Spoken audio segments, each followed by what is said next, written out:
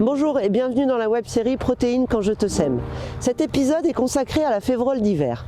Nous sommes dans le département de la Somme, sur un site expérimental de l'INRAE, et nous allons retrouver François qui va nous parler en particulier du semis qui conditionne en grande partie la réussite de la culture.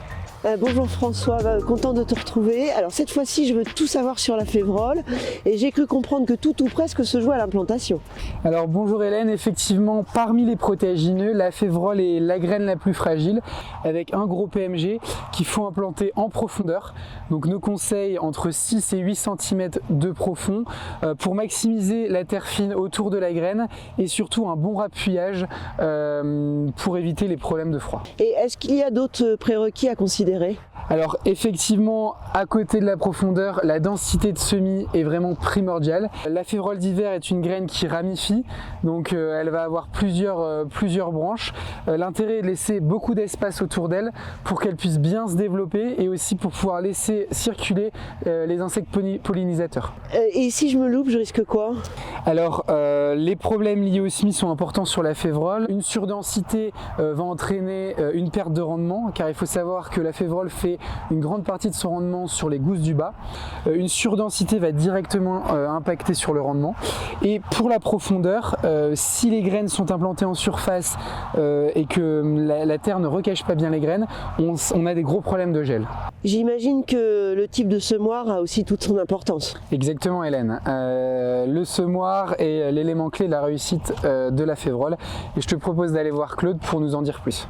Claude, est-ce que tu peux m'expliquer, notamment pour les semis de févrole qui sont quand même des grosses graines, en quoi la technologie pneumatique est plus adaptée ? Via la turbine, on va pouvoir assurer un bon transport de la graine jusqu'au sillon et ainsi avoir un meilleur contrôle de la dose hectare et de la répartition de la graine dans le semis.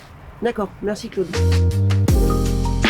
Alors François, on se retrouve au printemps sur les essais de févrole qui ont été implantés début novembre.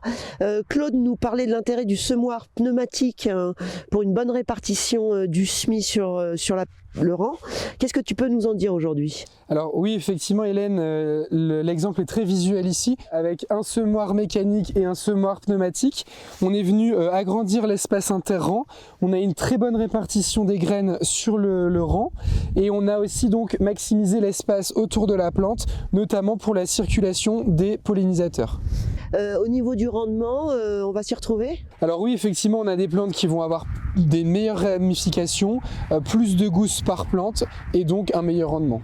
Je vois que les févroles sont déjà en fleurs, c'est normal ? Alors oui, c'est la particularité des févroles d'hiver. Elles sont décalées en termes de cycle de floraison par rapport au printemps et donc elles fleurissent sur les mois de fin avril-mai, ce qui peut aussi permettre d'éviter des coups de chaud au mois de juin sur la fleur et maximiser la floraison. Et donc au niveau variétal, tes préconisations sont lesquelles ? Alors au niveau variété, le critère numéro 1 reste la résistance au froid des variétés. Donc optimiser avec une variété très résistante dans les zones sensibles, notamment l'est de la France.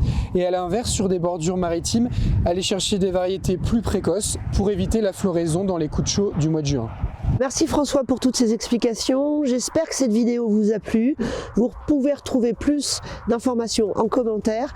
Et moi je vous dis à très bientôt pour parler spécifiquement du pois d'hiver.